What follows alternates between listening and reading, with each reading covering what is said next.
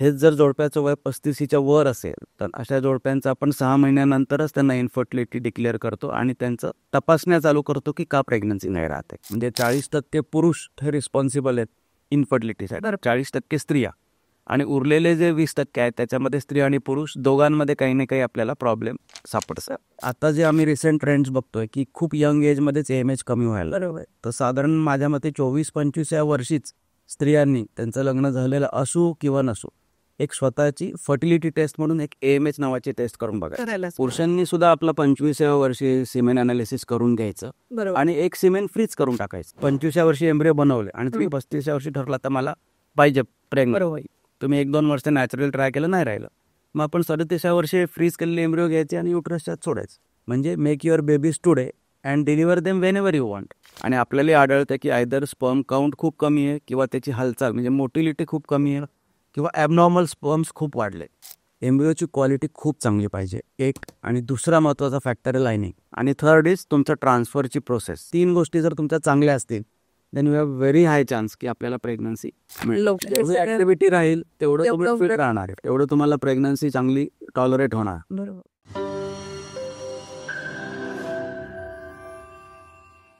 नमस्कार, मी तुमच्या सगळ्यांचं पुन्हा एकदा स्वागत करते brain wise with doctor Pallavi प्रसादमध्ये. आज आपल्याकडे आलेले आहेत doctor Girish Pote, IVF and test tube baby specialist, आणि हे सर साईश्री या हॉस्पिटलमध्ये कार्यरत आहेत. तर आपण त्यांचं स्वागत करूया. नमस्कार सर, तुमचं खूप खूप स्वागत आहे आमच्या स्टुडिओमध्ये. आता मी जसं सांगितलं IVF आणि टेस्ट ट्यूब बेबी तुम्ही स्पेशालिस्ट आहात, तर IVF हा शब्द आपण आजकाल खूपच ऐकतो, तर नेमकं IVF म्हणजे काय आणि ते कोणाकोणाला लागतं? IVF ही फर्टिलिटीची एक प्रोसिजर आहे. IVF मध्ये आपण काय करतो, स्त्रीबीज म्हणजे ओवम ज्याला आपण म्हणतो, त्याच्या ओव्हरीमध्ये जे एग्ज असतात ते आपण काही इंजेक्शन्स देतो. इंजेक्शन साधारण 10 ते 11 दिवस सलग घ्यावे लागतात, बरोबर, आणि मग ते ओव्हरीमध्ये जे छोटे छोटे फॉलिकल्स असतात ते आपण मोठे करतो, आणि त्या फॉलिकल्समधनं सोनोग्राफी गायडेड आपण ते एक शरीरातून बाहेर काढून देतो. पेशंटला भूल दिली जाते, एक 15 ते 20 मिनिटाचं ऑपरेशन असतं, आणि ऑपरेशन जरी असलं तरी याच्यामध्ये कुठल्याही प्रकारचे टाके येत नाही. सो ते एग्ज आपण बाहेर काढतो, आणि मग त्यावेळेला आपण हजबंडचे बेस्ट क्वालिटी स्पर्म्स सिलेक्ट करतो, आणि प्रत्येक एगमध्ये इंजेक्शनद्वारे आपण एक एक स्पर्म सोडतो. त्याला आपण ICSI असं म्हणतो. सो ICSI आणि IVF मध्ये थोडासा फरक आहे. IVF मध्ये आपण काय करतो, एका डिशमध्ये एक एग ठेवतो आणि साधारण 50 ते 60 हजार स्पर्म्स त्या एगच्या आजूबाजूला सोडतो. मग त्याच्यामधला जो बेस्ट स्पर्म आहे तो जाऊन त्या एगला फर्टिलाइज करतात, आणि फर्टिलाइज झाल्यानंतर मग आपण बघतो की 24 तासांनी किती प्रत्येक डिशमध्ये बघतो आपण की किती एग्स फर्टिलाइज झाले, आणि मग जे फर्टिलाइज झाले त्याचा आपण डे 2, डे 3, डे 4, डे 5 पर्यंत फॉलो करतो त्यांना. आणि डे 5ला समजा एखाद्या स्त्रीचे 10 ते 15 स्त्रीबीज मिळाले तर त्यातनं एक 4 ते 5 चांगल्या क्वालिटीचे गर्भ किंवा एम्ब्रिओ तयार होणं अपेक्षित असतं. बरोबर. IVF पेक्षा ICSI मध्ये जास्ती पॉसिबिलिटी आपल्याला जास्ती एम्ब्रिओज मिळायची, कारण याच्यामध्ये फर्टिलायझेशन आपण स्वतःच करतो. बरोबर. एग आपणच घेतो, स्पर्म आपणच घेतो, आणि इंजेक्शनद्वारे म्हणजे ICSI करून आपण आतमध्ये सोडतो. सो फर्टिलायझेशन हे जास्ती होतं ICSI मध्ये. त्यांनाही आपण 4 ते 5 दिवस फॉलो करतो, आणि मग त्याच्यातले जे बेस्ट क्वालिटी एम्ब्रिओ मिळतील ते आयदर आपण ट्रान्सफर करतो किंवा फ्रीज करतो, डिपेंडिंग अपॉन पेशंटचं काय सिच्युएशन आहे, काय रिपोर्ट्स आहेत त्यानुसार. तर हे बेसिक IVF तुम्ही सांगितलं की नेमकं आपण जे आज चर्चा करणार आहे त्याचं आपण एक थोडक्यात माहिती सुरुवात सांगितली. तर आता हे इन्फर्टिलिटी होण्याची कारणं काय असतात, आणि इन्फर्टिलिटी झाली आहे म्हणजे नेमकं काय? इन्फर्टिलिटी म्हणजे काय, एखादं जोडप्याचं जेव्हा लग्न झाल्यानंतर वर्षभर जर ते रेग्युलर सेक्शुअल इंटरकोर्स करतायत आणि प्रयत्न करतायत प्रेग्नन्सीसाठी, पण त्यांना प्रेग्नन्सी नाही राहते, अशा पेशंट्सला आपण इन्फर्टिलिटी असं म्हणतो. हेच जर जोडप्याचं वय 35च्या वर असेल तर अशा जोडप्यांचं आपण 6 महिन्यानंतरच त्यांना इन्फर्टिलिटी डिक्लेअर करतो आणि त्यांचं तपासण्या चालू करतो की का प्रेग्नन्सी नाही राहते. सो हे झालं इन्फर्टिलिटी. आता इन्फर्टिलिटीची कारणं जर आपण बघायला गेली तर पुरुषांमध्ये वेगळी कारणं, स्त्रियांमध्ये वेगळी कारणं. प्रमाण जर बघितलं तर दोघांमध्ये इक्वल आहे, म्हणजे 40% पुरुष हे रिस्पॉन्सिबल आहेत इन्फर्टिलिटीसाठी, 40% स्त्रिया, आणि उरलेले जे 20% आहेत त्याच्यामध्ये स्त्री आणि पुरुष दोघांमध्ये काही ना काही आपल्याला प्रॉब्लेम सापडतात. सो स्त्रियांमधले जर आपण फॅक्टर्स पहिल्यांदा घेतले तर कॉमन फॅक्टर्स जे असतात ते म्हणजे ट्युबल फॅक्टर, म्हणजे गर्भनलिका जर ब्लॉक असते तर त्या पेशंटला नॅचरली प्रेग्नन्सी नाही राहू शकत. दुसरा आता कॉमनेस्ट आपल्याला बघायला मिळते की PCOD, पॉलिसिस्टिक ओव्हरियन डिसीज. तर त्याच्यामध्ये स्त्रियांचं काय होतं की दर महिन्याला जसं स्त्रीबीज वाढायला पाहिजे, रेग्युलरली फुटायला पाहिजे, ते होत नाही. सो स्त्रीबीजच जर वाढलं नाही आणि फुटलं नाही तर स्पर्ममुळे एकट्यामुळे प्रेग्नन्सी नाही येऊ शकत. तिसरी गोष्ट जर आपण बघायला गेलं तर स्त्रियांमध्ये सध्या स्त्रीबीजांची संख्या फार कमी होत चालली. म्हणजे अक्षरशः 27-28 वर्षी सुद्धा स्त्रीबीजांची संख्या एवढी कमी असते की त्यांना प्रेग्नन्सी राहायला प्रॉब्लेम आहे. तुम्ही स्त्रीबीज म्हणले सर, आता त्याला आपण AMH नावाची टेस्ट करावी लागते स्त्रीबीज किती आहेत ते बघायला.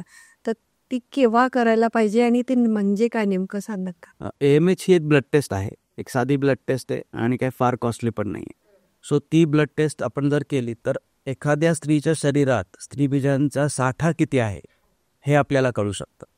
सो आयडियली आता जे आम्ही रिसेंट ट्रेंड्स बघतोय की खूप यंग एजमध्येच AMH कमी व्हायला. बरोबर. तर साधारण माझ्या मते 24-25 या वर्षीच स्त्रियांनी त्यांचं लग्न झालेलं असू किंवा नसू एक स्वतःची फर्टिलिटी टेस्ट म्हणून एक AMH नावाची टेस्ट करून बघा. करायलाच पाहिजे. जर AMH नॉर्मल रेंजमध्ये असेल तर त्यांना एवढं तरी कळेल की बाबा माझ्या शरीरामध्ये स्त्रीबीजांचा साठा चांगला आहे. हो, कारण आपल्याकडे हे लोकांना माहितीच नाहीये की हे लिमिटेड साठा आपल्याला मिळालेला आहे की एकदा तुमचे 12-13व्या वर्षी तुमचा पिरियड आला की तेव्हापासून तुम्हाला बाळ होईपर्यंतचा जो काळ आहे तोपर्यंत ते स्त्रीबीज चांगल्या क्वालिटीचे टिकणं खूप गरजेचं आहे आणि तो लिमिटेड साठा आहे. बरोबर. आणि तुमचं म्हणणं आहे की तो साठाच 25 पर्यंत संपण्याच्या शक्यता आहेत. काही पेशंट्समध्ये आपल्याला असं आढळते की तो खूप कमी झालेला. बरोबर. आणि तोपर्यंत तर लग्नच झालेलं नाही, बरोबर, किंवा काही ठरलेलं पण नाही आणि पेशंटला पण काही कल्पना नाही, काही नाहीये, नॉर्मल पिरियड्स आजकाल तर विचारही नाहीये. शिक्षणच चालतं 25, 26, 27, मग लग्न झाल्यावर 2-3 वर्ष थांबा, त्याच्यानंतर प्लॅनिंग करू, असे लोकांचे विचार आहेत. आणि नैसर्गिक आहे की 100पैकी 85 पेशंट पुण्यामधले बघितलं तर असेच आहे. हो, पण ते नॉर्मल पण आहे. ह्या 85 मधनं जर तुम्ही बघितलं तर साधारण 60-70 लोकांना नॅचरली प्रेग्नन्सी राहते, पण उरलेले जे आहेत त्यांना प्रेग्नन्सी राहत नाही. आणि मग जेव्हा ते डॉक्टरकडे जातात तेव्हा कळतं अरे माझे AMH खूप कमी आहे. आता AMH कमी आहे, मग त्यांना लगेचच आपल्याला IVF किंवा अशा ट्रीटमेंटला घ्यावं लागतं. AMH कमी असलं म्हणजे IVFनी 100% प्रेग्नन्सी राहील असंही नाही आहे. जर AMH जर कमी असेल आणि आपण एग्ज बाहेर काढले आणि कळले की त्याची क्वालिटी पण तेवढी चांगली नाही आहे, गर्भ चांगला बनतच नाही आहे किंवा बनतच नाही अजिबात, मग अशा केसेसमध्ये प्रॉब्लेम आहेत. मग आपल्याला बँकेतनं स्त्रीबीज घ्या वगैरे या गोष्टी कराव्या लागतात. सो आपल्याला काय करायला पाहिजे की ह्या ज्या यंग स्त्रिया आहेत साधारण एक 25 इथल्या, त्यांनी आपलं एक AMH फक्त टेस्ट करून बघायचं. AMH जर नॉर्मल रेंजमध्ये आहे व्हेरी गुड, ते वर्षाला त्यांनी त्यांचं चेक करत राहायचं. जर त्यांचं लग्न करायचा प्लॅन उशिरा आहे, साधारण आता समजा फिल्म ॲक्ट्रेसेस जर आपण बघितलं तर ते 35 नंतरच लग्न करतात. बरोबर. पण ते काय करतात, त्यांचं एग फ्रीजिंग करून ठेवतात. 25-26 वर्षीच एग फ्रीजिंग करून. तुम्हाला लग्नच लेट करायचंय तर तुम्ही एग फ्रीजिंग हा तुमच्यासाठी ऑप्शन आहे, बेस्ट ऑप्शन आहे. बरोबर. समजा आता 25व्या वर्षी आपण एग्ज, एखाद्या स्त्रीचे एग्ज क्वांटिटी पण जास्ती असते, क्वालिटी पण खूप चांगली असते, मग त्यांना काय 10 ते 11 दिवस इंजेक्शन घ्यावे लागतात आणि मग त्यांचे स्त्रीबीज शरीरातनं बाहेर पिरियडच्या 5व्या दिवशी साधारण 2nd-3rd डे पासून आपण स्टार्ट करतो. बरोबर. इंजेक्शन्स, आणि मग ते आपण 10 ते 11 दिवस देतो आणि मग ते एक शरीरातनं बाहेर काढतो. बाहेर काढले की ते आपण फ्रीज करून ठेवते. म्हणजे साधारण 15 दिवसाचंच काम आहे. पण 15 दिवसामध्ये जर तुमचे 15 ते 20 स्त्रीबीज मिळाले आपल्याला, तर त्याच्यातनं एक चांगलं हेल्दी बेबी व्हायची प्रोबॅबिलिटी खूप चांगली आहे. पण ॲटलिस्ट यू नो की बाबा माझे स्वतःचे स्त्रीबीज मी फ्रीज केलेले आहेत. तुम्ही 2दा करून ठेवा. जर तुम्हाला वाटलं की मला 2 बेबीज पाहिजेत पुढे जावं, तर पॉसिबिलिटी ऑफ प्रेग्नन्सी सुद्धा वाढते. बरोबर. आणि जेव्हा फ्युचर हजबंड जेव्हा केव्हा लग्न होईल, समजा 35 या वर्षी लग्न झालं आणि त्या पेशंटला नॅचरली प्रेग्नन्सी राहिली, व्हेरी गुड. पण जर नाही राहिली तर आपल्याकडे बॅकअप प्लॅन आहे. सो तो कायम आपल्याला ठेवायला पाहिजे. आता जसं तुम्ही सांगितलं की ज्यांना लग्नच लेट करायचंय, पण ज्यांचं लग्न झालंय पण त्यांना बेबी लेट पाहिजे, त्यांनी काय करायला पाहिजे? अशा लोकांसाठी ऑप्शन आहे की एम्ब्रिओ फ्रीजिंग, म्हणजे एग्स पण बाहेर काढायचे, हजबंडचे स्पर्म्स घ्यायचे, एम्ब्रिओ बनवायचे, ते 3 ते 4-5 दिवसांपर्यंत वाढवायचे आणि ते फ्रीज करून टाकायचे. म्हणजे make your babies today and deliver them Wien ever you want. म्हणजे 25व्या वर्षी तुमचं बाळ रेडी आहे. आता तुम्हाला कधी पाहिजे, 30व्या वर्षी पाहिजे, 35व्या वर्षी का 40व्या वर्षी, आपण कुठलाही ऑप्शन नंतर एम्ब्रिओ, समजा तुमचं 25व्या वर्षी एम्ब्रिओ बनवले आणि तुम्ही 35व्या वर्षी ठरला तर मला पाहिजे प्रेग्नंट, तुम्ही 1-2 वर्ष नॅचरल ट्राय केलं, नाही राहिलं, मग आपण 37व्या वर्षी फ्रीज केलेले एम्ब्रिओ घ्यायचे आणि युट्रसच्या सोडायचं. त्याचं खूपच चांगली टेक्नॉलॉजी आहे की हो, तुम्ही तुमचा एम्ब्रिओच फ्रीज करून ठेवू शकता आणि तुम्ही जसं म्हटलं तसं की make your baby today today at deliver it whenever you whenever you for 10 years 15 years. खूपच चांगलं हे एक ऑप्शन आहे, तर सगळ्यांनी विचार करावा असं आहे. तर आपण पुढच्या प्रश्नाकडे वळूया सर, की आता हे जे फ्रीजिंग आहे, एक फ्रीजिंग म्हणा किंवा एम्ब्रिओ फ्रीजिंग म्हणा, हे खूप खर्चिक आहे का आणि त्याची प्रोसिजर काय नेमकी? खूप खर्चिक अशी नाहीये. आता एक फ्रीजिंग थोडंसं कॉस्टली आहे एम्ब्रिओ फ्रीजिंगपेक्षा. एक फ्रीजिंग साधारण 15 दिवसांमध्ये होतं. एक फ्रीजिंगसाठी 10 ते 11 दिवस इंजेक्शन सांगितल्याप्रमाणे एग्स बाहेर काढायचे आणि फ्रीज करायचे. साधारण 1.5 ते 2 लाख याचा खर्च. हो. आता आजकाल पुण्यामधल्या IT इंजिनियर्सला पगारच 1.5 ते 2 लाख. बरोबर. एका महिन्याच्या पगारात जर तुमचे एक फ्रीज होत असतील तर काय वाईट आहे? काय हरकत असेल. एम्ब्रिओ फ्रीजिंग जे आहे ते पण साधारण 15 दिवसातच होतं. त्याच्यातही सेमच आहे. एग्ज इंजेक्शन घ्यायचे 10-11 दिवस, एग्स बाहेर पुढे IVF ला पण तेवढाच खर्च आहे. तेवढाच खर्च आहे. आणि एम्ब्रिओ फ्रीज करायचे. एम्ब्रिओ ट्रान्सफर करायला फार खर्च नाही. 50,000च्या आतमध्ये एम्ब्रिओ ट्रान्सफर होऊन जातं. अरे वा. सो आत्ता बनवायचे 1.5 लाख रुपये इन्व्हेस्ट करायचे, एम्ब्रिओ किंवा एक फ्रीज करायचे आणि 10 वर्षांनी फक्त सोडताना तुम्हाला जो काही त्यावेळेचा खर्च आहे, त्यावेळेचा खर्च लागतो. साधारण 50,000च्या आसपास राहतो. तेवढ्यामध्ये तुमचं एम्ब्रिओ ट्रान्सफर सुद्धा होऊन जातं. बरं. अजून एक फॅक्टर मगाशी आपल्याला डिस्कस करायचा राहिला की पुरुषांमध्ये काय रिझन्स आहेत. हा. सो पुरुषांमध्ये सध्या कॉमनली जे आम्हाला दिसतंय की स्पर्म काउंट खूप कमी होत चाललं. हो. म्हणजे शुक्राणूंची जी संख्या आहे, आधी नॉर्मल रेंज सुद्धा जसं फिमेल मध्ये ओव्हम कमी व्हायला लागले तसं मेल मध्ये सेम यंग एज मध्ये स्पर्म कलेक्टर आहे. सध्या नॉर्मल सिमेन अनालिसिस मधला जो स्पर्म काउंट आहे तो 16 मिलियनपेक्षा जास्ती पाहिजे. हाच जो काही वर्षांपूर्वी होता तो 60 मिलियन होता. पण WHO सध्या तो कमी कमी करत आणला, तर 16 मिलियन पर्यंत सध्या आलेला. आणि आपल्याला आढळतं की आयदर स्पर्म काउंट खूप कमी आहे किंवा त्याची हालचाल म्हणजे मोटिलिटी खूप कमी आहे किंवा ॲबनॉर्मल स्पर्म्स खूप वाढले. बऱ्याच वेळेला एकदम धडधाकट दिसणारा पुरुष सगळं जिम वगैरे करतो, एकदम फिट, आणि स्पर्म काउंट 0. सो असे सुद्धा खूप पेशंट आपल्याला आढळत आहे पुरुषांमध्ये. त्याचे रिझन्स काय सर जनरल? कॉमनेस्ट बघतोय सध्या तर लाईफस्टाईलच आहे माझ्या मते, आणि खूप जास्त ॲडिक्शन वाढले. म्हणजे स्मोकिंग, त्यानंतर अल्कोहोल, बाहेरचं जेवण. जर एखाद्या पेशंटला विचारलं की तुम्ही आठवड्यातनं किती वेळा बाहेर खाता, तर 3 ते 4 वेळा असं उत्तर असतं. आणि दुपारचं तर ऑफिसमध्येच असतं, ते त्यांचं जी मेस असते ते. आणि रात्रीचं 3-4 वेळा बाहेर, म्हणजे 2 ते 3 वेळा पूर्ण आठवड्यात ते घरी जेवतात. आणि बाहेर खाल्लं की मग ते तळलेलं म्हणजे सगळं जंक फूड जास्ती खाल्लं जातं त्यांच्याकडनं. ॲडिक्शन्स वाढले. झोपेचं टायमिंग नाही आहे, वर्किंग आवर्सच त्यांचे रात्री 2ला ड्युटी संपते वगैरे असे आहे. त्याचा पण असर होतो डेफिनेटली. आणि एक्सरसाइज ऑलमोस्ट नाही म्हटलं तरीही चालेल, इतकं हे सगळं लाईफस्टाईल आहे. वर्किंग आवर्स आधी जुन्या लोकांचे फिक्स असायचे. 10 वाजता कामाला जायचे, 6 वाजता घरी यायचे, मग रिलॅक्स करायचे, रात्री जेवण झोपायचे, सकाळी थोडा व्यायाम करून ऑफिसला जायचे. हे फिक्स्ड होतं. पण आता तसं नाही आहे. आता 24 तासापैकी काही लोक 18 तास काम करतात, सोमवार ते शुक्रवार, आणि शनिवार रविवार पूर्णच आराम करतात. आरामामध्ये सगळं चालू मग पूर्ण आराम करतात किंवा पूर्ण बाहेरच फिरतात, म्हणजे स्ट्रेस वाढवतात बॉडीवरचं. येस. सो हेच लाईफस्टाईल चेंजेसच आहेत, कारण दुसरं तर काही दिसत नाही आहे. प्लस आता आपले जे आधीच्या ज्या भाज्या मिळायच्या, फळं मिळायची, ही सगळी नॅचरल असायची. आर्टिफिशियली पिकवलेली असतात, बरेच पेस्टिसाइड्स मारलेले असतात. हे सगळे फॅक्टर्स आहेत जे सुद्धा ह्याच्यामध्ये काम करतात. मग अशी तुम्ही म्हणले की आपल्याला दिसतं की धडधाकट आहे पण स्पर्म काउंट 0 असतो, तर त्यांना आपण काही मेसेज देऊ शकतो का की तुम्ही बाहेरून किती पण फिट दिसले तरी तुम्ही तुमचा स्पर्म काउंट हा नॉर्मल असेलच असं नाही? त्यासाठी त्यांनी काय करायला पाहिजे? पुरुषांनी सुद्धा आपलं 25व्या वर्षी सिमेन अनालिसिस करून घ्यायचं, बरोबर, आणि एक सिमेन फ्रीज करून टाकायचं. काय फरक पडतो? हां, सिमेन फ्रीजिंगला काहीच कॉस्ट नाही, फक्त 15,000 रुपये वर्षाला कॉस्ट आहे. हो. ते सिमेन फ्रीज करून ठेवायचं आणि ते फ्रीज तसंच ठेवायचं. दर वर्षाला किंवा 2-3 वर्षात एकदा सिमेन अनालिसिस करायचं. बरोबर. आणि लग्न झाल्यानंतर जर असंही काही पुरुष आहेत की सुरुवातीला त्यांना एक बाळ झालंय स्वतःचं नॅचरल, आणि दुसरं बाळ होत नाही, आणि स्त्रियांच्याच टेस्ट करत बसले, कारण बाळ तर झालंय ना, म्हणजे मी तर नॉर्मल आहे, आणि जर सिमेन टेस्ट केलं त्यांचं स्पर्म काउंट 0 झालेलं आहे. सो असे पण काही पुरुष आहेत. सो सिमेन फ्रीजिंग जर केलं तर तो सुद्धा फॅक्टर आपण कव्हर करू शकतो. बरोबर. आणि आता आपण जसं म्हणतो की ओव्हम पण फ्रीज करून ठेवायला पाहिजे आणि स्पर्म पण फ्रीज करून ठेवायला पाहिजे, तर ह्यानी बेबी हेल्दी होण्याचे चान्सेस वाढ. ॲब्सोल्युटली. तर तो एक बेनिफिटच आहे तुम्हाला की तुमच्या डिले मॅरेजमुळे किंवा नंतरच्या सगळ्या प्रोसिजरमुळे ती हेल्थ क्वालिटी कॉम्प्रोमाइज करण्यापेक्षा तुम्ही हेल्दी बेबी डिलिव्हर करू शकता ह्या सोप्या सोप्या गोष्टी केल्या. कारण आपण लाईफस्टाईल चेंज करायचा प्रयत्न करतोय, पण आपण जसं तुम्ही म्हटलं की फूडमध्ये पेस्टिसाइड आहे, आपल्याकडे पोल्युशन खूप वाढलेलं आहे आणि वर्किंग अवर वाढलेले आहे, तर काही गोष्टी आपण कंट्रोल नाही करू शकतो, पण ह्या गोष्टी आपण नक्कीच करू शकतो. तर हा टेक होम मेसेज हा खूप महत्त्वाचा आहे की तुम्ही हे नक्कीच टेस्ट करायला पाहिजे आणि फ्रीज करायला पाहिजे. तर आता समजा झालं हे सगळं काय करायला पाहिजे तिथपर्यंत झालं, पण तरी पण आता इनफर्टिलिटी झाली आहे एखाद्या कपलला, तर त्यांनी नेक्स्ट स्टेप काय करायला पाहिजे? एकदा दोघांच्या टेस्ट झाल्या म्हणजे त्यांना जर कळलं की वर्षभर आपण प्रयत्न करतोय पण आपल्याला बाळ होत नाही, त्यांनी डॉक्टरला अप्रोच केला, एखाद्या फर्टिलिटी स्पेशालिस्टकडे गेले, तर त्याच्यामध्ये काही बेसिक टेस्ट फर्टिलिटी स्पेशालिस्ट काय करतो की सिमेंटची टेस्ट पहिली करतो, की स्पर्म काउंट, मोटिलिटी, मॉर्फॉलॉजी, म्हणजे स्पर्मचे जे पार्ट्स आहेत ते सगळे नॉर्मल दिसत आहेत, ही मेलची एकच टेस्ट सफिशियंट आहे.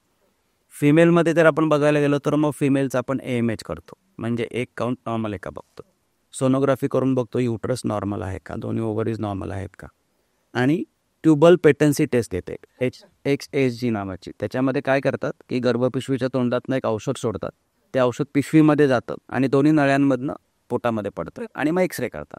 मग एक्सरेमध्ये कळतं की दोन्ही नळ्या चालू आहेत का नाही. आता ह्या 3 बेसिक टेस्ट आहे, ह्या जर 3 बेसिक टेस्ट नॉर्मल असते तर मेजर काही प्रॉब्लेम दिसत तर नाही. आणि मग अशा लोकांना सुरुवातीला काही गोळ्या औषधांचीच ट्रीटमेंट असते, म्हणजे एग वाढण्यासाठी आपण गोळी देतो, सोनोग्राफिकली मॉनिटर करतो, एग कधी वाढतंय कधी फुटतंय, आणि मग पेशंटला सांगतो की तुम्ही रिलेशन कधी ठेवायला पाहिजे. बरोबर. म्हणजे टायमिंग करतो आपण की एग फुटायच्या वेळेला आपण रिलेशन ठेवायला सांगतो, आणि ते झाल्यानंतर मग 15 दिवसांनी आपण प्रेग्नन्सी टेस्ट करायला. साधारण 3 ते 6 महिने ही प्रोसिजर आपण चालू ठेवतो. त्याच्यातही जर रिझल्ट नाही आला तर मग आपण IUI नावाची एक त्याच्या पुढची स्टेप असते, आपण ती करू शकतो. IUI मध्ये काय करतात, बाकी सगळं सेम आहे, फक्त पुरुषाचे जे शुक्राणू आहे सिमेन ते कलेक्ट करायचं आणि ते वॉश करायचं. वॉश म्हणजे काय, एक प्रोसिजर येते ज्याच्यामुळे बेस्ट क्वालिटी स्पर्म्स आपण सेपरेट करतो. बरं. आणि ते स्पर्म्स आपण गर्भपिशवीच्या तोंडातनं आतमध्ये गर्भपिशवीच्या आतमध्ये सोडून देतो. हे कधी करतो आपण, जेव्हा ओव्ह्युलेशन होणार आहे त्या कालावधीमध्ये आपण ही गोष्ट करतो. आणि पुन्हा 15 दिवसांनी आपण प्रेग्नन्सी टेस्ट करतो. IUI सुद्धा आपण 3 ते मॅक्झिमम 6 पर्यंत करू शकतो. ह्या सगळ्या गोष्टींनी पण जर रिझल्ट नाही आला तर मग नेक्स्ट स्टेप आपली IVF किंवा टेस्ट ट्यूब बेबी येते. दादा, त्या IVF ची भीती आहे थोडीशी सगळ्यांच्या मनामध्ये की खूप लॉंग प्रोसेस आहे, खूप इंजेक्शन घ्यावे लागतील, खूप असं करावं लागेल, तर ती नेमकी प्रोसिजर काय आणि किती दिवस त्यांना ते इंजेक्शन्स वगैरे घ्यावे? साधारण स्त्रीबीज वाढवण्यासाठी जे इंजेक्शन्स असतात ते एक 10 ते 11 दिवस डेली घ्यावे. आणि आजकाल इतक्या फाईन निडल्स वापरतात हो की आपल्या केसापेक्षा पातळ निडल्स. हो, तर हे डेव्हलपमेंट आहे की 5 वर्षापूर्वी जे पेनफुल इंजेक्शन्स होते ते आता पेनफुल नाही राहिले. म्हणजे तुम्हाला प्रिक जाणवेल पण ते खूपच बारीक प्रिक असतं. बरोबर. तुम्ही याच्यावर मोठे इंजेक्शन कधीच आयुष्यभरात भरपूर वेळेला घेतलेले असतात. सो ते इंजेक्शन 10 ते 11 दिवस घ्यावे लागतात. स्त्रीबीज बाहेर काढायचे जे ऑपरेशन आहे त्याला कुठलेही टाके येत नाही आणि ते भुलेखाली असतं, पेशंटला काहीच कळत नाही. आणि गर्भ जे आपण आतमध्ये सोडतो त्याला भूल लागतच नाही. सो एकदा आपण गर्भ आत सोडले की त्याच्यानंतर थोडेसे तोंडी गोळ्या जास्ती असतात, वजायनल टॅबलेटसुद्धा असतात, काही पेशंट्सला इंजेक्शनसुद्धा असतात कमरेवरचे. सो ह्या सगळ्या गोष्टी एक रिझल्ट लागेपर्यंत, आणि एकदा गर्भ सोडले की 15 दिवसात आपल्याला कळतं की प्रेग्नन्सी आहे किंवा नाही. प्रेग्नन्सी असेल की त्याच्यानंतर इंजेक्शनचं प्रमाण, गोळ्यांचं प्रमाण हळूहळू कमी होतं. 5 महिन्यानंतर तर काहीच नाही, जसं रक्तवाढीच्या कॅल्शियमच्या गोळ्या इतर नॉर्मल प्रेग्नेंट नॅचरल प्रेग्नेंट जे असतात त्यांना देतो, सेम ट्रीटमेंट इकडे म्हणजे आपल्याला द्यावी लागते. हो, तर ही 5 वर्षापूर्वीची प्रोसिजर होती की ते इंजेक्शन खूप पेनफुल होते, ती प्रोसेस जास्त असायचे आणि त्याचा त्रास व्हायचा, तर ते आता तसं राहिलेलं नाही. तर आपण हे IVF वगैरे बोलतोय, तर सर आता नवीन नवीन टेक्नॉलॉजी खूप आलेल्या आहेत IVF मध्ये, तर त्यात AI आलेलं आहे, मग अजून बऱ्याच गोष्टी आल्या, तर त्यांच्याबद्दल थोडंसं आम्हाला सांगाल?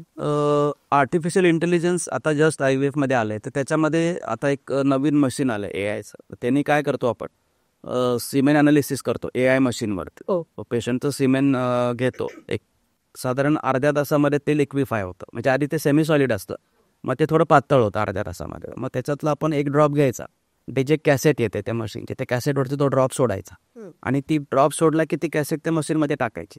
टाकले की विदिन 30 सेकंड्स तुम्हाला रिपोर्ट मिळतो.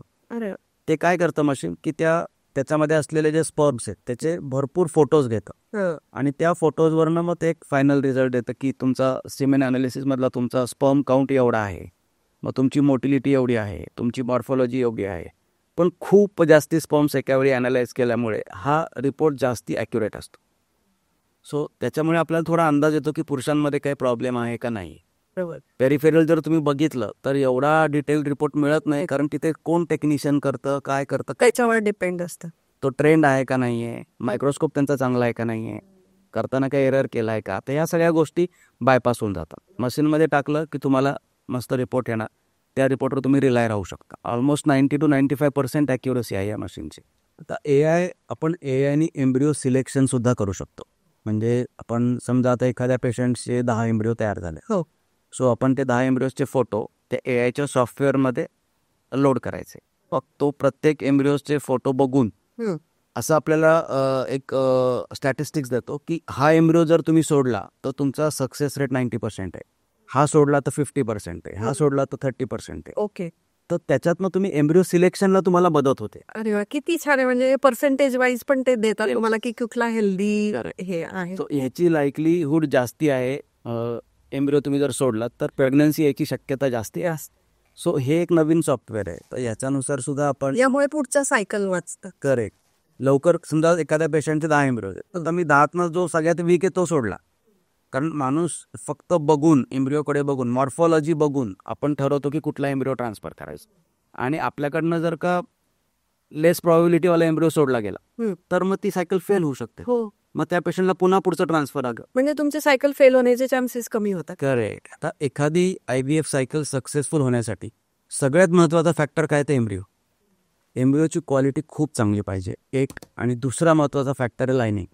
गर्भपिशवीचं आतलं जे अस्तर आहे, ज्याला आपण एंडोमेट्रियम म्हणतो, ते लायनिंग चांगलं तयार व्हायला पाहिजे. आणि थर्ड इज तुमचं ट्रान्सफरची प्रोसेस. गर्भ सोडायची, आत सोडायची तुमची प्रोसिजर आहे, ती जर तुमची खूप छान झाली, म्हणजे या 3 गोष्टी जर तुमच्या चांगल्या असतील, then you have very high chance की आपल्याला प्रेग्नन्सी लवकर आणि कमी चान्सेस मध्ये आपण हे करू शकतो. AIचा हा सगळ्यात मोठा फायदा आहे की त्यांनी आपण सायकल रिड्यूस होऊ शकतात. टाइम टू प्रेग्नन्सी हा कमी होऊन जातो. पेशंटची कॉस्ट कमी होते, पेशंटचा त्रास कमी होतो, एन्झायटी कमी होते. IVFचे पेशंट्स फार अँशियस असतात. हो. म्हणजे ट्रान्सफरच्या दिवशी तर असं की त्यांचं BP पण वाढतं की काय होतंय काय नाही, रिझल्ट कसा लागतो आपला, त्या सारखे त्यांचे एवढे 35, 40, 45, 48 इयर्स पेशंटसुद्धा एवढे टेन्शनमध्ये असतात. स्वतः आपण नवीन ART लॉ प्रमाणे 50पर्यंतच IVF करू शकतो. स्त्रियांचं वय 50, पुरुषांचं 55.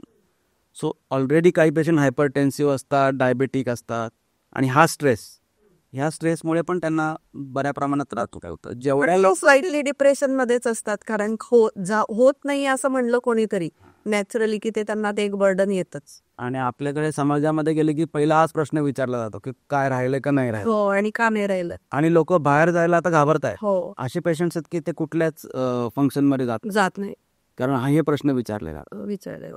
आणि तो एक प्रकारचा न्यूनगंड आहे आपल्यामध्ये असं वाटतं त्यांना की तो ऍक्च्युली नसतो. तो सॉल्व्हेबल प्रॉब्लेम असतो. जसा एखादा आजार आहे, डायबिटीज आहे, हार्टचा प्रॉब्लेम आहे, तसाच हा एक प्रॉब्लेम आहे जो सॉल्व्ह होऊ शकतो. करेक्ट. बाकीच्या बरेचसे असे आजार आहे ज्यांना उत्तर नाहीये, पण याच्यासाठी आपल्याला भरपूर प्रयत्न केला तर डेफिनेटली आपल्याला सक्सेस मिळतो. नॉट नेसेसरी सगळ्यांना पहिल्या IVF सायकलमध्येच रिझल्ट. काहींना 2 लागतात, काहींना 3दा अटेम्प्ट करावा लागतो, काहींना 6 वेळा करावा लागतो.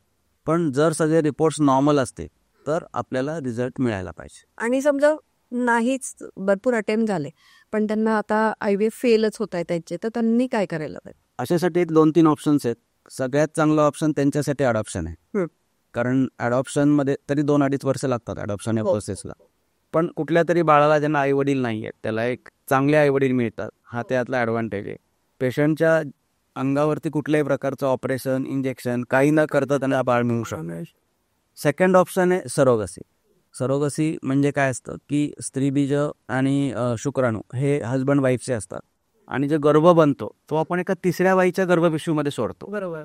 आणि ती बाई त्या बाळाला साधारण एक 9 महिने पोटात वाढवते, आणि डिलिव्हरीनंतर बाळ पुन्हा बायोलॉजिकल पेरेंट्सच्या हातात देऊन टाकतो. सो त्याला सरोगसी असं म्हणतात. आणि आता लिगली आपल्याकडे त्याची हे इंडियामध्ये आता सरोगसी खूप वर्षांपासून चालूच आहे इंडियामध्ये. आणि आता तर तो ART लॉ आला, तर त्याच्यामध्ये पण काही लिगल त्यांनी पॉईंट्स घातले, आणि तसं केलं तर मग सरोगसीने सुद्धा बाळ होऊ शकतं. तर अजून काय कारण असतात IVF फेल होण्याचे? अजून खूप अशी जी कारणं आहेत जी आपल्या सायन्सला कळलेलीच नाही आहे. बरोबर. तर त्याच्यातली जी मेन कारणं तुम्हाला मी सांगितली, म्हणजे गर्भ चांगला असणे, आणि सेकंड इज तुमचं लायनिंग चांगलं असणे. ह्या व्यतिरिक्त काही ऑटो इम्युन गोष्टी असतात. म्हणजे आपलं शरीरच प्रेग्नन्सी जरी गर्भ चांगला सोडला, लायनिंग चांगलं झालं तर रिजेक्ट करतं. मग त्यांना आपण काही वेगळ्या प्रकारचे इंजेक्शन्स, औषधं देऊन मग अशा प्रकारे आपण त्यांना प्रेग्नन्सी द्यायचा प्रयत्न करू शकतो. सो कॉमनेस्ट कारणं हीच आहे. बाकी तर अजून नवीन काही कारणं आपल्याला जशी जशी कळतील. आता जेव्हा IVF चालू झालं म्हणजे 1978 साली, त्यावेळेला सक्सेस रेट फारच कमी होता, 10-15%. आता आपण ऑलमोस्ट 70%ला आलं. सो एवढ्या वर्षामध्ये हा बऱ्यापैकी चांगला सक्सेस रेट वाढत चाललेला आहे. आणि दिवसेंदिवस काही नवीन गोष्टी येत आहेत. आता जसं एम्ब्रिओ बायोप्सी नावाची गोष्ट, त्याच्यामध्ये आपण काय करतो की डे 5 पर्यंत एम्ब्रिओ वाढवतो. समजा एखाद्या पेशंटचे 5 एम्ब्रिओ मिळाले, सो प्रत्येक एम्ब्रिओचा आपण बायोप्सी घेतो.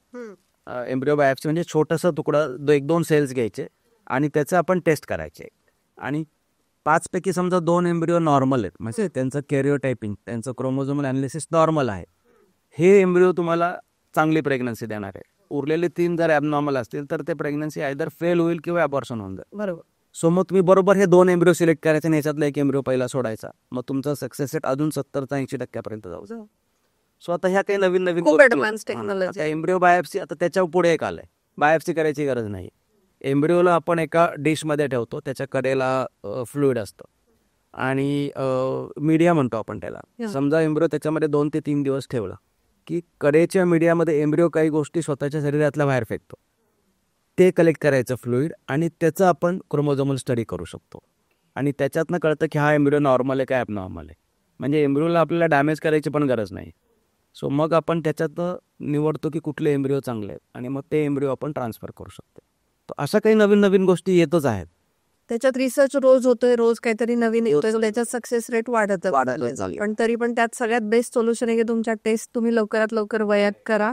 तुम्ही तेवढे अवेअर व्हा की त्यामुळे तुम्हाला हे पुढचे प्रॉब्लेम टाळत आहे. एग फ्रीजिंग आणि एम्ब्रिओ फ्रीजिंग सगळ्यात उत्तम आणि तेच जास्त आपण प्रमोट करायला पाहिजे, कारण या बाकी सगळ्या गोष्टी खूप कॉस्टली आहेत. आणि आई वडिलांनी पण मुलांना सांगायला पाहिजे करेक्ट. की जसं तुम्ही 24 क्रॉस केलं की तुम्ही या टेस्ट करायलाच पाहिजे. असं जसं आता कंपनीमध्ये कामाला गेले कुठले, आजकाल बघतोय सॉफ्टवेअर इंजिनियर प्रत्येक वर्षाला खूप टेस्ट करतात. हो, सगळे नॉर्मल आहेत, सगळ्या करतात. और 2D इको पण करतात. हो. 24व्या वर्षी स्त्री. आता मग तुम्ही 2D इको करताय तर तुम्हाला AMH करायला काय प्रॉब्लेम आहे. AMH हे सगळ्या ह्याच्यामध्ये इन्क्लूड पण केलं पाहिजे. सिमेन अनालिसिस आणि AMH हे त्यांचं ते रुटीन टेस्टमध्ये ती पण टेस्ट होऊन जात. आता स्त्रियांसाठी आपण काही हॉर्मोन टेस्ट पण करायला पाहिजे का? स्त्रियांमध्ये हॉर्मोनल टेस्ट, ज्यांना PCOD आहे अशा लोकांमध्ये आपण पाळीच्या 2ऱ्या किंवा 3ऱ्या दिवशी FSH आणि LH करू शकतो. पण सध्या असे काही औषधं आली आहेत की आपण त्यांचा हॉर्मोनल इम्बॅलन्स बॅलन्स करू शकतो बिफोर IVF. ते करतोच आपण. म्हणजे समजा PCODची पेशंट, तिचं आपल्याला IVF करावं लागेल तर तिचे युजली PCODच्या पेशंट्समध्ये एग्स खूप जास्ती मिळतात. मग त्यांच्या केसमध्ये आपण लगेच ट्रान्सफर नाही करत. म्हणजे आज जर आपण एग्स बाहेर काढले तर 5व्या दिवशी आपण गर्भ आत सोडतो. अशा पेशंट्समध्ये आपण करत नाही. आपण 5व्या दिवशी सगळे गर्भ फ्रीज करून टाकतो. मग त्यांना पिरियड्स येतात. पिरियड्स आल्यानंतर आपण त्यांना काही गोळ्या आणि इंजेक्शन देतो, ज्याच्यामुळे त्यांचे हॉर्मोन लेवल्स नॉर्मलला येतात. आणि नॉर्मल आल्यानंतर मग त्याच्या पुढच्या महिन्यामध्ये आपण फक्त लायनिंग तयार करायचं, एन्डोमेट्रियल लायनिंग, आणि मग आपण गर्भ आतमध्ये सोडायचे. म्हणजे PCOच्या पेशंट्सना पण हे आपण इझिली मॅनेज करू शकतो. सध्या IVF करताना आम्हाला असं दिसतं की पेशंटचं लायनिंग चांगलं तयार होत नाही, थिन एन्डोमेट्रियल लेवल पण म्हणतो. सो आता एक सब एन्डोमेट्रियल PRP नावाची एक प्रोसिजर आली आहे. PRP म्हणजे पेशंटचं ब्लड घेतलं जातं आणि त्याच्यामधनं प्लेटलेट रिच प्लाझ्मा सेपरेट केला जातो आणि तो एन्डोमेट्रियमच्या खाली, म्हणजे गर्भाच्या आतलं जे लायनिंग आहे एन्डोमेट्रियम, त्याच्या खाली आपण इंजेक्शननी सोडतो. त्याला आपण सब एन्डोमेट्रियल PRP असं म्हणतो. सो त्याचे खूप चांगले रिझल्ट्स आपल्याला मिळत आहेत लायनिंग वाढण्यासाठी. म्हणजे जे पेशंट्स IVFसाठी आलेत, प्रेग्नन्सी राहत नाही म्हणून, त्यांना आम्ही ही प्रोसिजर केल्यावरती नॅचरली पण प्रेग्नंट होत आहे. अरे वा. सो त्या केसमध्ये कारण काय की लायनिंग चांगलं तयार होतं, एम्ब्रिओ चांगले तयार होत आहेत, गर्भपिशवीच्या आतमध्ये जात आहेत, पण लायनिंगच चांगलं तयार होत नाही. मग इम्प्लांट कसं होणार? बरोबर. मग होत नाहीये. मग जेव्हा आपण सब एन्डोमेट्रियल PRP करतो तर नॅचरली पण प्रेग्नंट होते. प्रोसिजरला किती वेळ लागतो? छोटं ऑपरेशन आहे, बीट टाके वगैरे काही येत नाही. साधारण सकाळी ऍडमिट झाले की तुम्ही दुपारी घरी जाऊ शकता.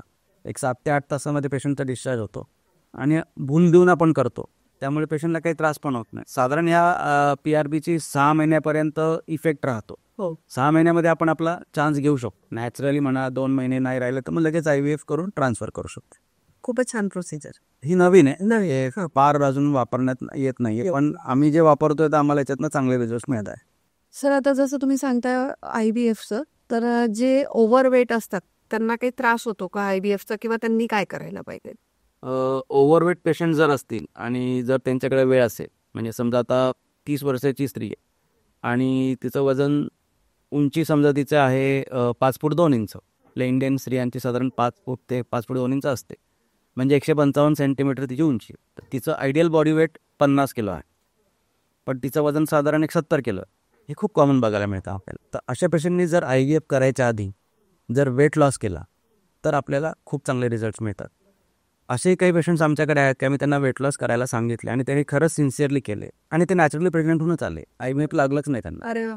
असे पण पेशंट्स आहेत. सो जर वेट लॉस केला तर डेफिनेटली फायदा होतो, पण जर नाही झाला वेट लॉस तर IVFमध्ये सुद्धा खूप मेजर असा त्यांच्या सक्सेस रेटमध्ये फरक नाही पडत. मार्जिनल पडतो, पण खूप मेजर फरक नाही पडत.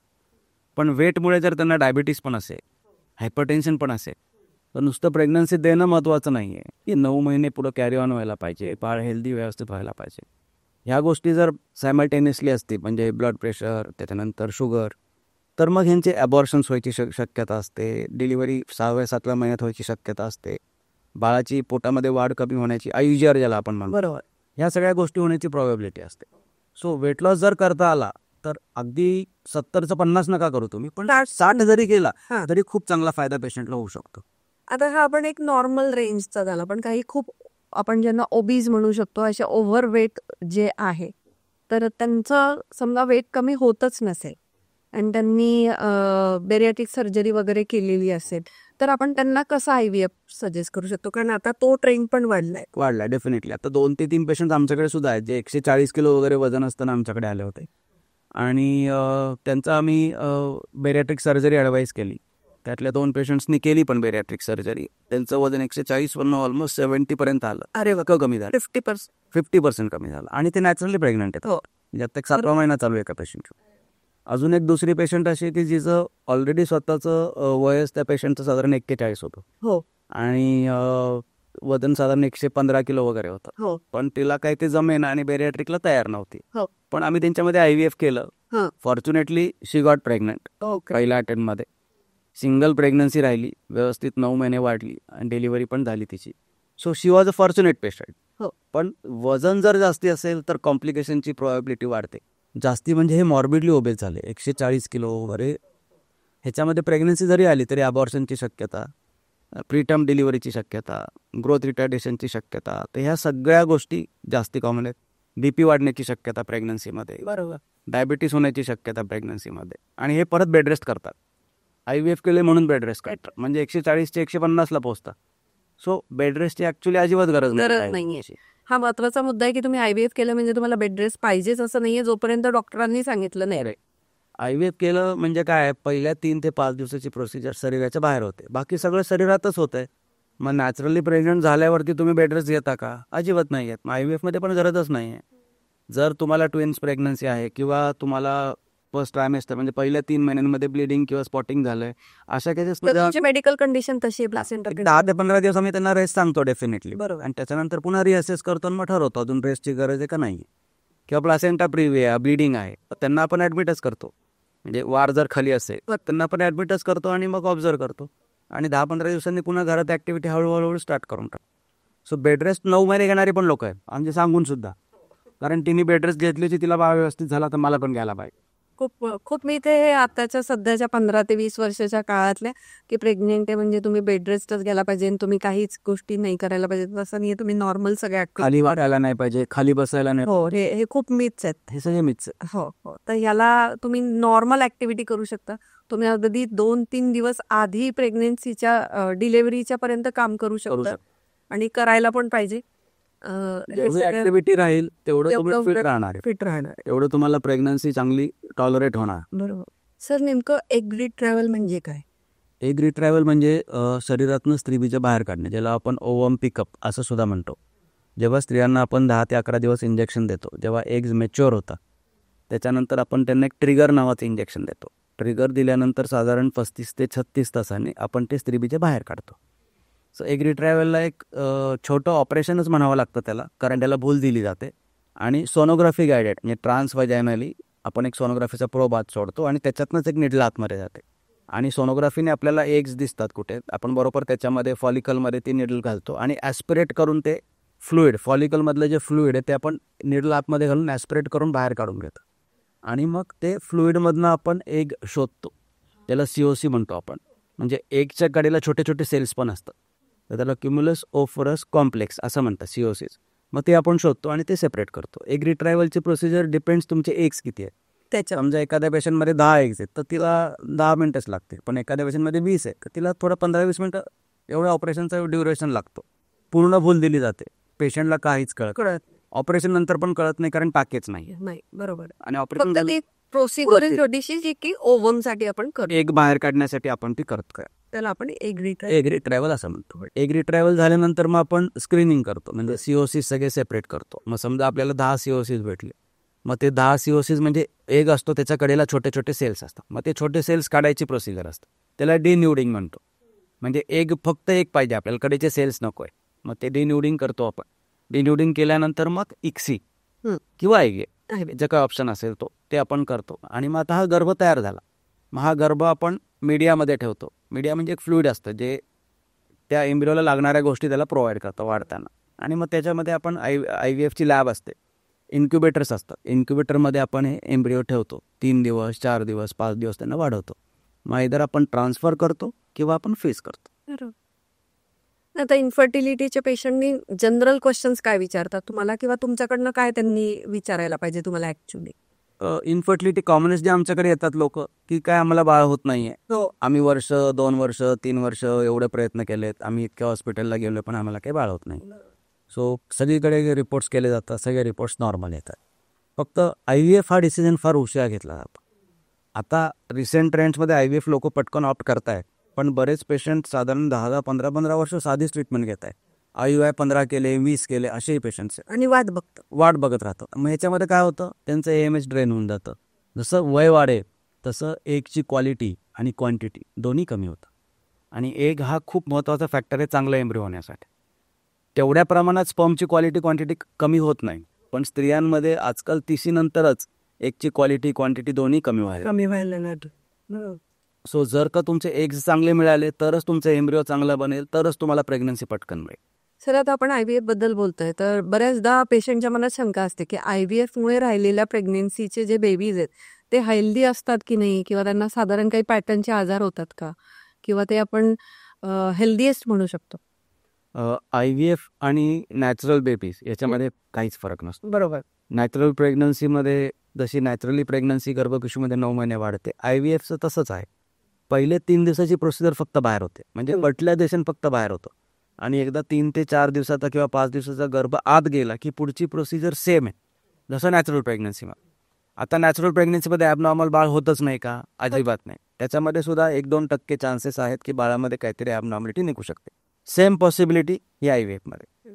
नॅचरल प्रेग्नन्सीमध्ये जे काही कॉम्प्लिकेशन्स होऊ शकतात, सगळे कॉम्प्लिकेशन्स IVFमध्ये होऊ शकतात. पण IVFमुळे एखाद्या बाळामध्ये ॲबनॉर्मल बेबी व्हायची शक्यता वाढली आहे असं तरी नाही. बरोबर. कारण ते शेवटी एकदा तुम्ही प्रेग्नेंट राहिल्यानंतर ते फादर मदरचे जेनेटिक प्रॉब्लेम, तुमची हेल्थ, मदरची हेल्थ, त्या कंडिशनचे त्यांच्या विटामिन डिफिशियन्सी वगैरे, नंतर 9 महिने घेतलेल्या काळजीवर डिपेंड असतं की त्या बाळाची हेल्थ कशी असेल. IVFमुळे त्याला हा आजार आलाय असं तर नक्कीच नाही. असं तर आता समजा ऑलरेडी IVF करायच्या आधी एखाद्या कपलला काही प्रॉब्लेम्स असतील, जसे आजार असतील ज्याच्यात आपण इम्युनिटीशी रिलेटेड प्रॉब्लेम म्हणू, किंवा थॅलेसेमिया म्हणू, किंवा डाऊन सिंड्रोम म्हणू, तर त्यांनी IVF केलं तर त्यांच्या बेबीजला त्यांनी काय हे करायचं? एखाद्या कपलचं समजा पहिलं बाळ डाऊन सिंड्रोम, तर अशा कपल्स आपण काय करू शकतो, एम्ब्रिओज क्रिएट करायचे, त्यांची बायोप्सी करायची. एम्ब्रिओ बायोप्सी करून त्याचं क्रोमोझोमल अनालिसिस पूर्ण नॉर्मल आहे का पहिलं इन्श्युअर करायचं. बरोबर. आणि मग आपण ते ट्रान्सफर करायचं. तर ती सोय आहे 100%. समजा हे पॉसिबल नाही आहे तर मग, किंवा ती प्रेग्नंट होऊन तुमच्याकडे आली सेकंड टाईम, सो तुम्ही काय करू शकता अशा पेशंटचं, एक आता 3ऱ्या महिन्यामध्ये NT स्कॅन नावाची एक सोनोग्राफी असते. सो NT स्कॅनमध्ये म्हणजे न्यूकल म्हणजे मानेच्या इकडच्या फोल्डचा थिकनेस चेक करतात ते भावाचा. त्यानंतर बाळाला नाकाचं हाड आहे का ते चेक करतात, नेझल बोन प्रेझेंट आहे का. ते जर नॉर्मल असेल तर त्याच्यानंतर एक NIPT नावाची टेस्ट येते, ज्याच्यामध्ये मदरचं ब्लड घेतलं जातं. त्याच्यामधनं बाळाचे ब्लड सेल्स सेपरेट केले जातात. म्हणजे मदरच्या ब्लडमध्ये ऑलरेडी बाळाचे सेल्स असतात, सो ते सेपरेट केले जातात आणि त्याचं क्रोमोझोम स्टडी करतात ते नॉर्मल आहे का. NIPT ऑलमोस्ट 99.5% ॲक्युरेट आहे. अरे वा. आणि तुम्हाला 100% पाहिजे, बाळात नको आहे, तर तुम्ही ॲम्निओसेंटेसिस करायचं. म्हणजे जेव्हा 16 आठवडे पूर्ण होतात प्रेग्नन्सीचे, 4था महिना झाल्यावर बाळाच्या कडेचं पाणी काढलं जातं आणि त्याचं डायरेक्ट क्रोमोझोम ॲनालिसिस केलं जातं. तो आपल्याला 100% सांगतो ह्या बाळाला डाऊन सिंड्रोम आहे किंवा नाही आहे. प्रॉबॅबिलिटी वगैरे काही नाही. सो पहिलं बाळ जर असेल डाऊन्स, तर ह्या सगळ्या गोष्टी आपल्याला त्या सेकंड बेबीसाठी कराव्या लागतात. पण एखादी पेशंट पहिल्यांदाच प्रेग्नंट आहे, आता आपल्याकडे इंडियामध्ये आपण सगळ्या पेशंट्सला स्क्रीनिंग करतो डाऊनसाठी. सो त्याच्यामध्ये आपण 3ऱ्या महिन्याचे NT स्कॅन आणि डबल मार्कर टेस्ट येते. म्हणजे ब्लडमधनं आपण 2 हॉर्मोन्स चेक करतो आणि सोनोग्राफी, ह्या दोन्हीचं मिळून आपण एक साधारण 95% पर्यंत आपल्याला ॲश्युरन्स मिळू शकतो की बाळामध्ये डाऊन सिंड्रोम किंवा इतर कुठले क्रोमोझोम ॲनॉमलीज नाही आहे. नाही. आता प्री इम्प्लांटेशन जेनेटिक डायग्नोसिस म्हणजे गर्भ सोडायच्या आधी आपण त्या गर्भात काय प्रॉब्लेम आहे का हे शोधू शकतो. आता आमच्याकडे एक मार्फन्स सिंड्रोमची पेशंट होती. हो.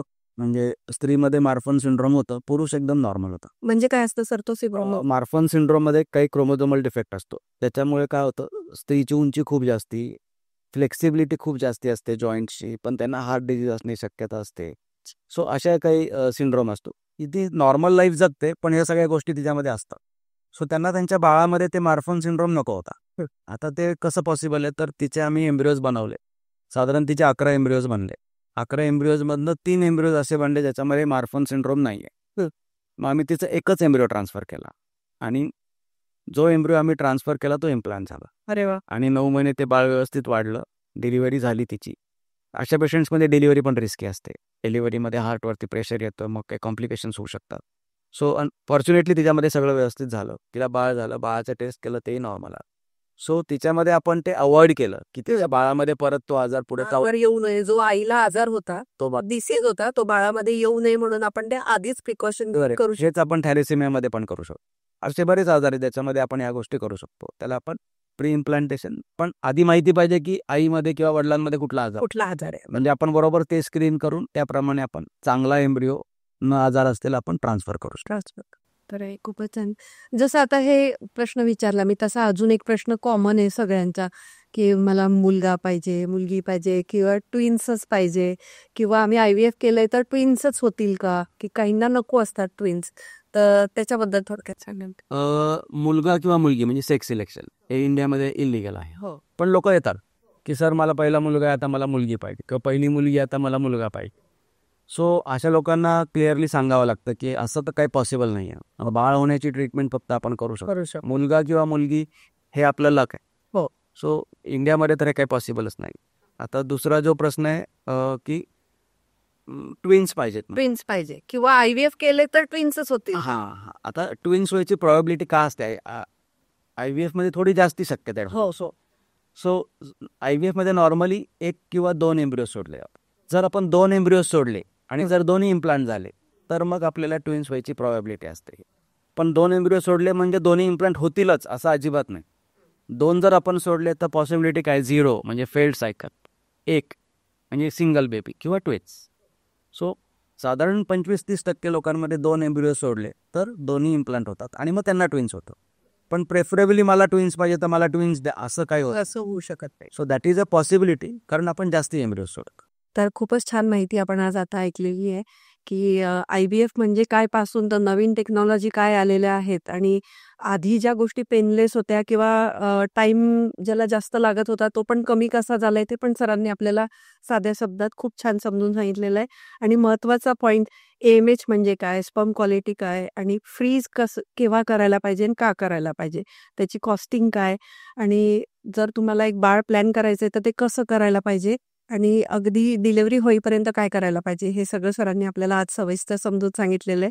तर सर खूप छान माहिती सांगितली, त्याबद्दल खूप धन्यवाद. आणि अशीच माहिती तुम्ही आम्हाला परत देत राहावं याची आम्ही अपेक्षा करतो.